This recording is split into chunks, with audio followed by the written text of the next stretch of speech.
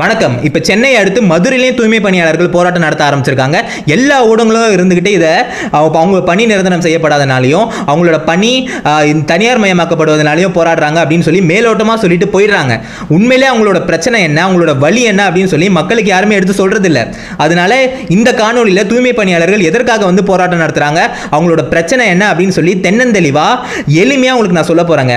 சென்னை மாநகராட்சியில் கிட்டத்தட்ட 15 மண்டலங்கள் இருக்குங்க. அந்த 15 மண்டலத்தில் 10 மண்டலம் ஏற்கனவே தனியார் மயமாக்கப்பட்டுச்சு. மீதி இருக்க 5 மண்டலத்தில் NULM national urban livelihood mission அப்படின்ற ஒரு அரசு திட்டம், அது கீழே இந்த தூய்மை பணியாளர்கள் கார்ப்பரேஷன் சென்னை மாநகராட்சி கீழே வந்து பணியாற்றிட்டு இருக்காங்க.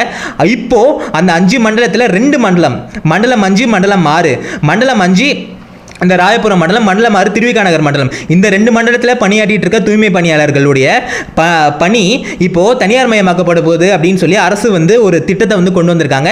இந்த திட்டத்தைப்படி ராம்கே என்விரோ இன்ஜினியர்ஸ் அப்படின்ற ஒரு தனியார் நிறுவனத்துக்கு கீழே இந்த தூய்மை பணியாளர்கள் எல்லாமே வந்து பணியாற்றணும். இதற்காக 2363 கோடி ரூபாய் பணம் பரிமாற்றம் செய்யப்பட்டிருக்கு.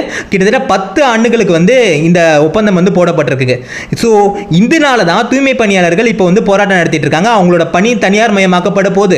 இந்த இப்படி தனியார் மயமாக்கப்படுறதுனால அவங்களுக்கு என்ன பிரச்சனை அப்படின்னு கேட்டிங்கன்னா, முதல்ல அவங்களுக்கு வந்து பணி நிரந்தரம் அப்படின்ற ஒரு விஷயமே நிரந்தரமாக கிடைக்காம போயிடும். இந்த மாநகராட்சி கீழே வேலை செய்யும் போது இத்தனை நாள் இந்த பணி நிரந்தரம் அப்படின்ற ஒரு விஷயம் அவங்களுக்கு கிடைக்காம போயிடுச்சு. இப்போ இந்த தனியார் நிறுவனத்துக்கிட்ட வந்து வேலை செய்யும் போது ஒப்பந்தம் அடிப்படையில் மட்டுமே வேலை செய்ய முடியுமே தாண்டி பணி நிரந்தரம் அடிப்படையில் வேலையே கிடைக்காது. அடுத்தது வந்து வேலை பாதுகாப்பு. தனியாரை பொறுத்த வரைக்கும் யாரை எப்போ வேணாலும் தூக்கலாம், அது கேள்வி கேட்க ஆளே கிடையாது. அப்படி இருக்க பட்சத்தில் உங்களுக்கு பணி பாதுகாப்பு எப்படி இருக்கும்? அடுத்த முக்கியமான பிரச்சனைனா ஊதியம். இது வரைக்கும் வந்து NULM அந்த அரசு திட்டத்துக்கு கீழே 23,000 ரூபாய் வரைக்கும் சம்பளம் பெற்றுட்டு இருந்த தூய்மை பணியாளர்கள் இந்த தனியார் நிறுவனத்துக்கு கீழே வெறும் 13,000 ரூபாய் வந்து வரைக்கும் வந்து அவங்களோட சம்பளம் குறையும் அப்படின்னு வந்து சொல்லப்படுது.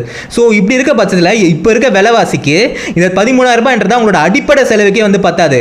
என்னதான் இந்த காப்பீடு இந்த PFலாம் கொடுத்தாலுமே இந்த 13,000 ரூபாய்ன்றது சுத்தமாக பத்தாது. கடைசியாக இந்த தாழ்த்தப்பட்ட சமுதாயத்தினர், அதுவும் குறிப்பாக சொன்னா தலித் மக்கள், இவங்களோட பொருளாதாரம் இதனால இன்னும் பாதிக்கப்படும். இவங்க இன்னும் பொருளாதார ரீதியாக பின்னுக்கு தள்ளப்படுவாங்க அப்படின்னு வந்து சொல்லப்படுது.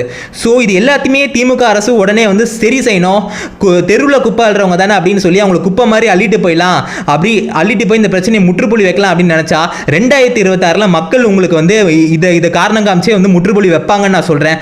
2021ஆம் ஆண்டு நீங்க வந்து வாக்குறுதியாக சொல்லியிருக்கீங்க தூய்மை பணியாளர்களுடைய பணி நிரந்தரம் செய்யப்படும் அப்படின்னு சொல்லி, அதை காப்பாற்றுவீங்கன்னு சொல்லி நான் எதிர்பார்க்கிறேன். கடைசியாக நாங்கள் எல்லாருமே தூய்மை பணியாளர்களுக்கு ஆதரவாக நிற்போம் அப்படின்னு சொல்லி இந்த வீடியோ முடிக்கிறேன். நன்றி, வணக்கம்.